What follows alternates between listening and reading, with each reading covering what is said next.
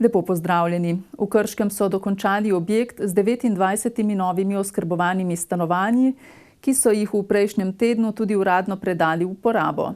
Družba Kostak je blok zgradila v sodelovanju z občino Krško ter Stanovanjskim skladom Republike Slovenije, ki je tudi polovični soinvestitor naložbe vredne 2,7 milijona evrov.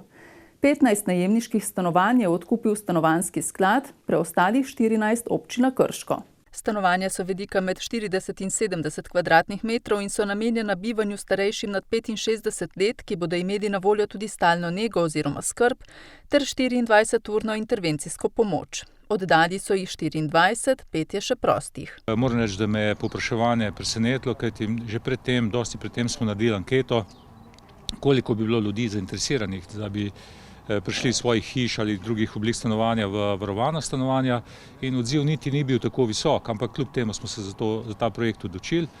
In na koncu moram reči, da je bil odziv res presenetljivo visok in mislim, da tudi teh 5 stanovanj ne bo noben problem oddati. Gradnjo oskrbovanih stanovanj je sofinanciral Stanovanjski sklad na osnovi programa sofinanciranja zagotavljanja stanovanjskih enot za starejše osebe med letoma 2017 in 2020. Stanovanjski sklad Republike Slovenije je soinvestitor pri tem projektu.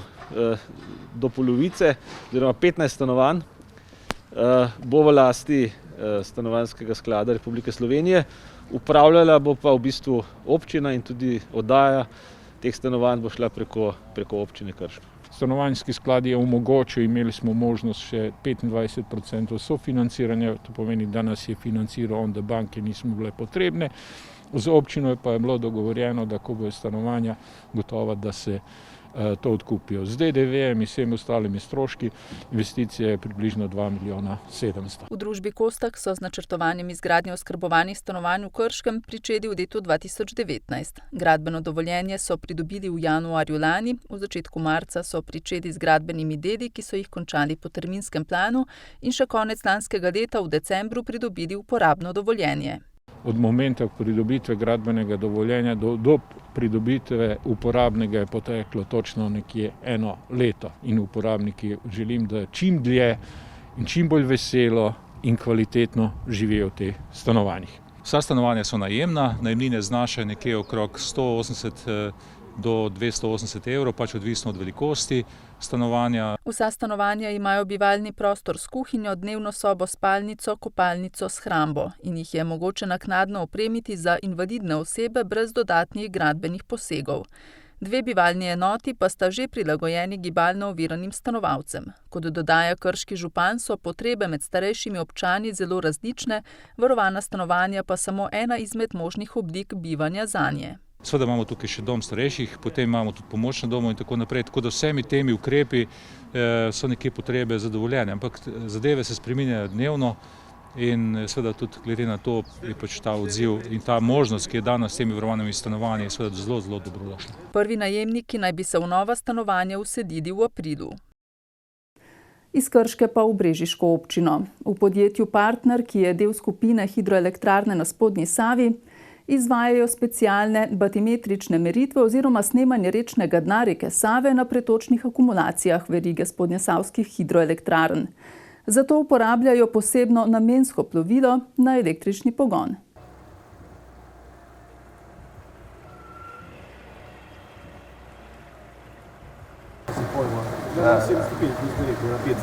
Trenutno izvajamo batimetrijo na reki Savi, se pravi merimo globino savskega dna. Sonar pošilja podatke direktno na računalnik, kjer jih lahko tudi v živo spremljamo. Meritve kažejo prikaz globine v barvah. Tukaj vidimo skalo, se pravi, trenutno smo pri približno 10 metrih globine. S sonarjem ugotavljajo, kakšna je struktura dna. Se pravi, ali je mulj, ali je prod. S sonarjem je možno tudi, v večjih rekah najti, kakšne razbitine, mogoče kakšne potopljene avtomobile. V bistvu je vsestransko uporabna stvar. Ja, v družbi Partner smo se v lanskem letu odločili in pristopili k nabavi namenskega plovila za snemanje batimetrije v pretočnih akumulacijah na Spodnji Savi.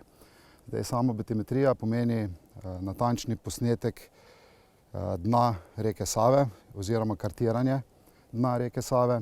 To izvajamo z tem namenskim plovilom in pa z večstopnim sonarjem, ki deluje na principu odboja in pa na odboja zvočnih valov. V preteklosti so za snemanje rečnega dna uporabljali manjše avtonomno specialno plovilo, z izgradnjo brežiške hidroelektrarne pa se je površina vseh pretočnih akumulacij povečala, s tem pa so se povečale tudi potrebe. Novo plovilo ni le visoko zmogljivo, dodaja Kenik, ampak tudi ekološko sprejemljivo, saj ga poganja električni motor. Po tehnoloških zahtevah smo želeli, da ima plovilo elektropogon, zaradi tega, da ne onesnažuje vode in pa zraka. Prav tako smo želeli, da je plovilo robustno in pa lahke izvedbe, zato je izdelan iz aluminija. In pa iskali smo tudi ponudnika, ki bi omogočal namestitev vse te opreme, ki je potrebna za izvajanje batimetrije. Čoln je z 6 oseb, motor poganja, električni motor ga poganja, slovenskega proizvajalca Edin. Najvišjo hitrost doseže približno 11 km/h. V načrtu imajo še nadgradnjo plovila. Nadgradili ga bomo še z sistemom LIDAR, kar pomeni, da bo plovilo možno, da bo posnelo tudi v bistvu brežinski del in pa še del, bom rekel, del brežine, več kot se vidi ta brežina tu, se pravi še par metrov same brežine. Za zdaj izvajajo meritve v akumulacijah nad hidroelektrarnami, v naslednjih mesecih bodo nadaljevali meritve pod njimi in kot pravi direktor družbe, v bodoče načrtujejo širitev dejavnosti tudi drugje po državi. Kar se tiče sodelovanja drugje po Sloveniji, vidimo veliko priložnost predvsem v ekološko sprejemljivem elektromotorju. Ker električni motor ne povzroča nobenega hrupa in ne izpušča emisij, je primeren tudi za plovbo v zaščitenih območjih, kot so naravni parki in druge naravno občutljive vodne površine. Pred zaključkom je projekt dozidave vrtca Ciciban Sevnica, s čimer bodo urejene 3 nove igralnice, vključno s sanitarijami, prostori za zaposlene in teraso. V naslednjih dneh sledi montaža opreme in zaključna dela do pridobitve uporabnega dovoljenja. Novi prostori bodo zaživeli v začetku aprila. Četrtošolci Leskovške osnovne šole so v minulem tednu podrobneje spoznavali okolje. V sodelovanju z družbo Kostah so namreč pripravili ekodan z aktivnostmi na temo vode in odpadkov. Na osnovni šoli Leskovec pri Krškem so v sklopu ekodneva potekale aktivnosti z področja pitne vode, odpadne vode in ločevanja odpadkov. Poudarek je bil na praktičnih prikazih. Otroci so spoznali, ali bolje rečeno ponovili, kako pravilno ločujemo odpadke in si pobliže ogledali specialno komunalno vozilo za odvoz odpadkov. Jaz sem se pa naučila, da je treba smeti zelo veliko nočevati, da bo narava zelo lepa. Da se morajo odpadki reciklirati in sem se veliko tudi naučila, da so posebni kontejnerji za vse stvari. Da če ne bomo reciklirali, lahko tudi se narava onesnaži. Obstaja veliko kontejnerjev, pa da je treba ločevati, če ne bo narava onesnažena. Aktivnosti pa niso potekale le pred šolo, ampak tudi v učilnicah, kjer so med drugim izvedeli, odkot priteče voda, ki jo pijejo, ter kje in kako se očisti komunalna voda, ki nastane v gospodinjstvih. Spreminjanje pare v kapljice imenujemo kondenzacija.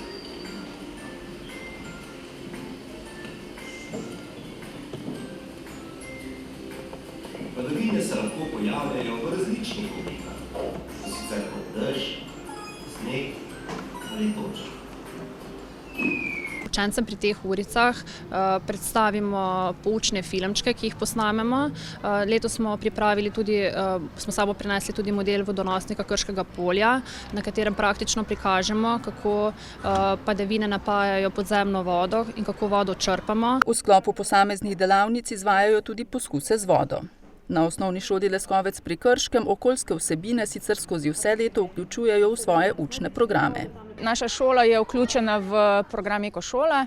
To je mednarodno uveljavljeni program za celostno okoljsko vzgojo in izobraževanje. Glavni namen programa je spodbujanje in ozaveščanje mladih o trajnostnem razvoju. program je v Sloveniji od leta 1996 dalje in vanj je vključenih preko 700 ustanov in res smo zelo ponosni, da tudi v naši šoli plepola zelena zastava, ki je nekako znak, da učitelji na naši šoli v svoj učni proces vključujemo različne okoljske teme. Dotikamo se, podnebnih sprememb, vode, energije, odpadkov, biotske raznovrstnosti in pa številnih drugih. Učinki vzgoje, ki je prijazna naravi, se že kažejo, saj se mladi vse bolj zavedajo pomena odgovornega odnosa do okolja. Vidimo, da so učinki, vsako leto recimo imamo manj odpadkov, manj zavržene hrane pri malici, pri kosilu.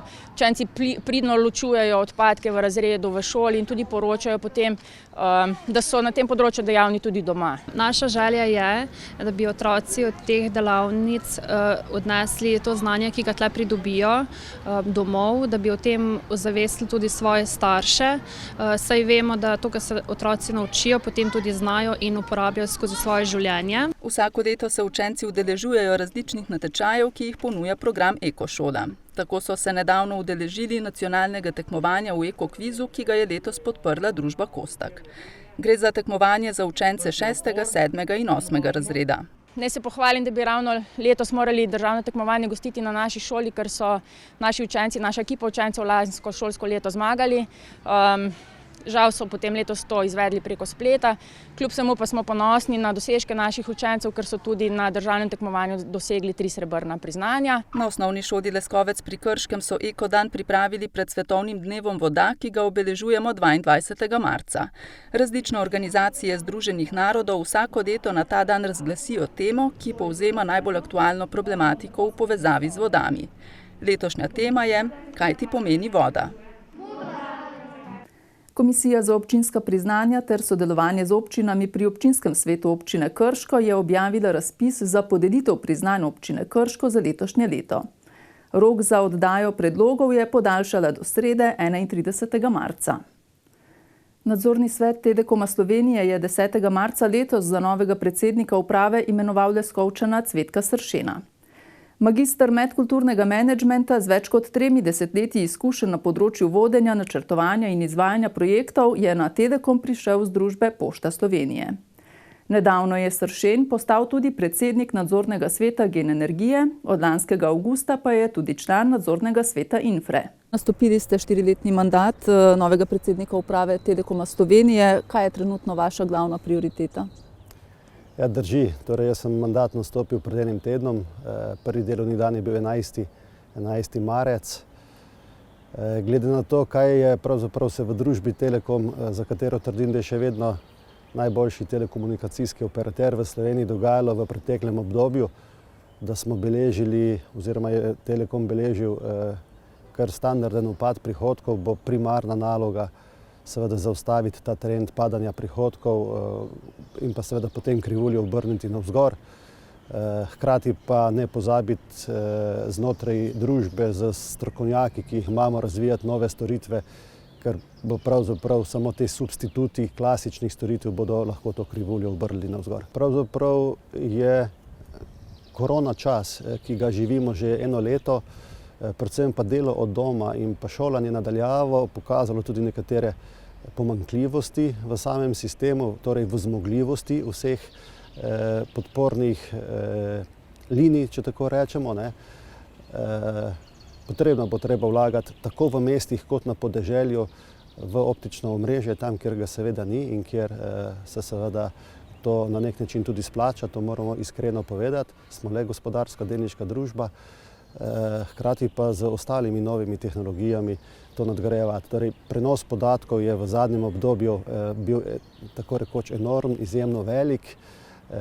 Za stabilno poslovanje, predvsem gospodarstva, pa tudi fizike, če temu tako rečemo, bo treba v to tehnologijo vlagati več, pa hkrati skrbeti za varnost. Torej, prenos podatkov je občutljiva tema. Vsi si želimo kot uporabniki fizični, da to, kar pač na mobilnih telefonih oziroma računalnikih počnemo, da to počnemo varno. Eden od večjih projektov, predvsem finančno, pa je pridobitev frekvenc za novo generacijo mobilne telefonije 5G. Ja, gledajte, Telekom Slovenije že razpolaga z posameznimi območji z 5G frekvencami. Ta trenutek je ocena, da pokrivamo pravzaprav približno 20% že slovenskega omrežja, seveda na tem fizičnem delu. Je pa potrebno vedeti, da je tehnologija 5G v prvi vrsti izjemno pomembna za gospodarstvo, za pravzaprav povezovanje med gospodarstvom kot takim. In v tem delu se pravzaprav je globalni trend, da se vsi telekomunikacijski operaterji pravzaprav poslužujejo te tehnologije. Je pravzaprav to podpora industriji 4.0, kasneje že tudi 5.0. Tako da, ja, kot rečeno, ta tehnologija se razvija, jo bomo razvijali, jo bomo uporabljali, izkoriščali v predvsem korist industrije in pa seveda tudi čist fizičnih oseb. Tehnologija, ki je nova, je pravzaprav namenjena našim poenostavitvam, poenostavitvi življenja vsakega posameznika, pa seveda tudi po izboljšanju kakovosti posameznih storitev. Zdaj morda se sliši res zelo učeno pametna mesta, pravzaprav gre pa v začetku za male korake, kako ljudem približati dodatne informacije, kako te informacije v realnem času pridobiti in pa seveda tudi skozi ta pametna mesta širiti idejo, da se lahko različne veje gospodarstva, javnega in pa nejavnega življenja poslužujejo te tehnologije.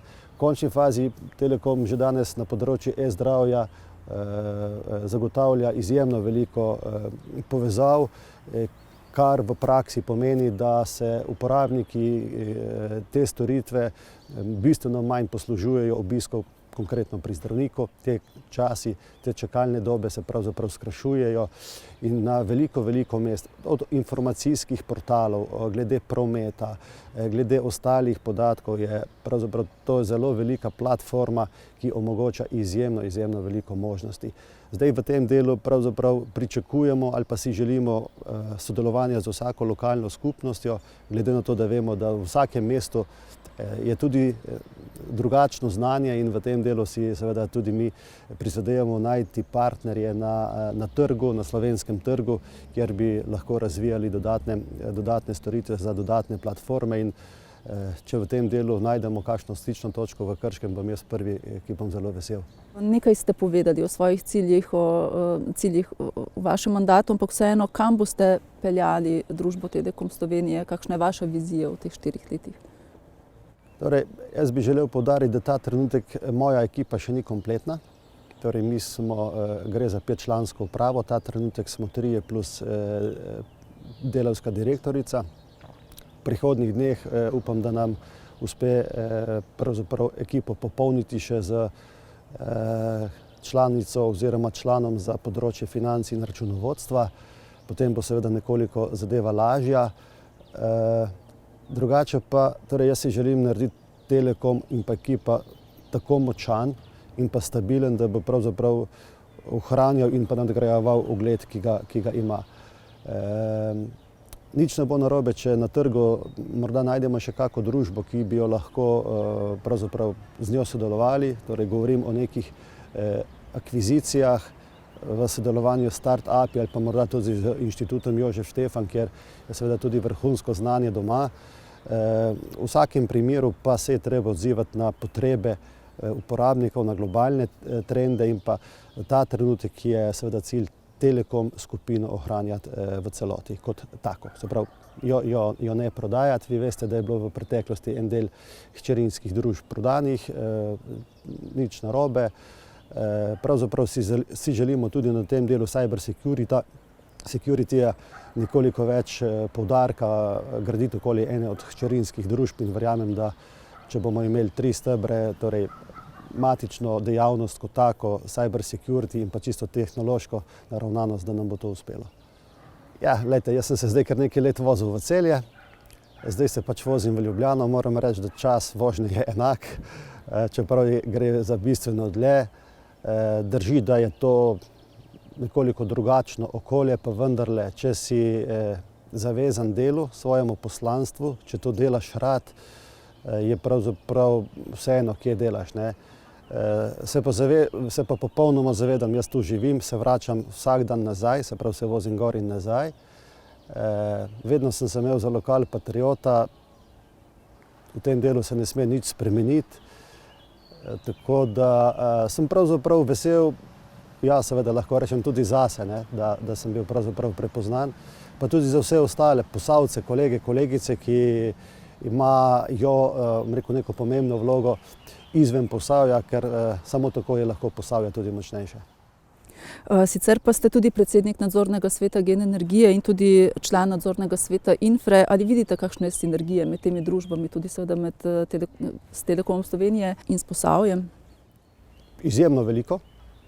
Torej, Telekom, energetika, torej visoke tehnologije, pravzaprav vsi potrebujejo varno tehnološko ozadje. Sem prepričan, da teh sinergij je že z nekaterimi drugimi deležniki v elektropodročju. Telekom že sodeluje. Torej, jaz sem že dal nalogo, da se oblikuje delovna skupina, ki pravzaprav se poveže z vsemi pomembnimi gospodarskimi družbami tudi tu v Posavju, da vidimo, kaj lahko naredimo več in bolje tudi za Posavje in pa seveda tudi za interese Telekoma. Sledi pregled športa.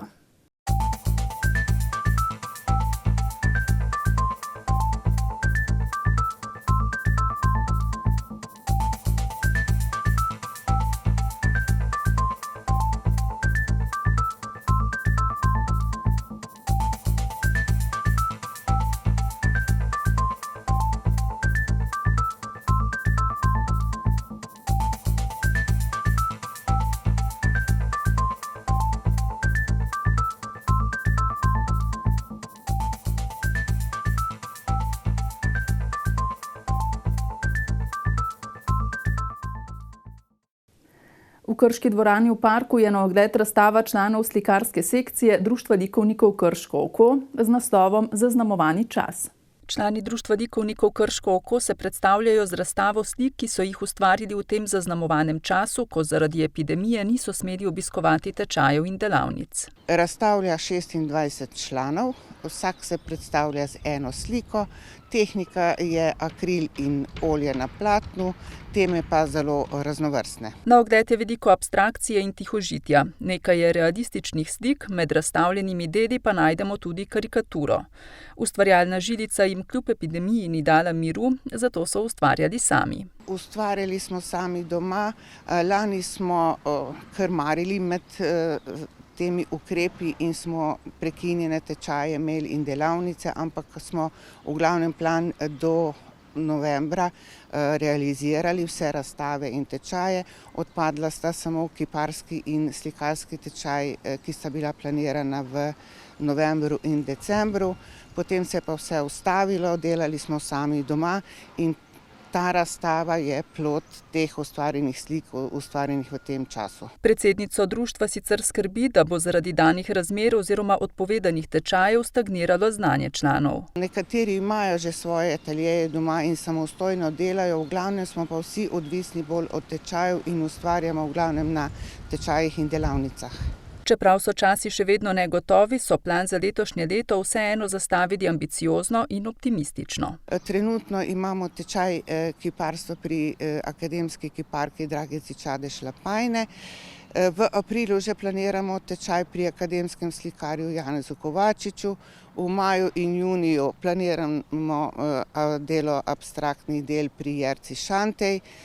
Tudi extempore imamo že planirano v začetku maja na Ribniku v Brestanici, potem pa v jeseni še slikarski tečaj pri Rajku Čubru, pa še en kiparski tečaj.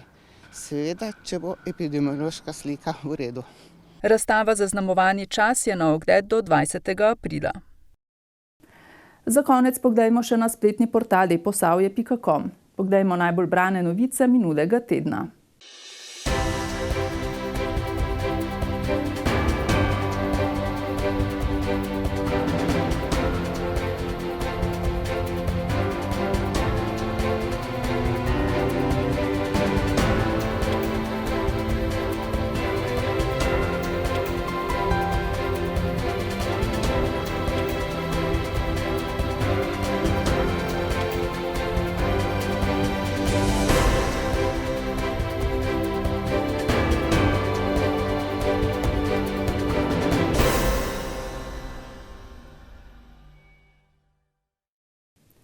Spoštovani gledalci, to je vse, kar smo pripravili v Posavskem tedniku. Bodite z nami tudi prihodnji torek. Hvala za pozornost in nasvidenje.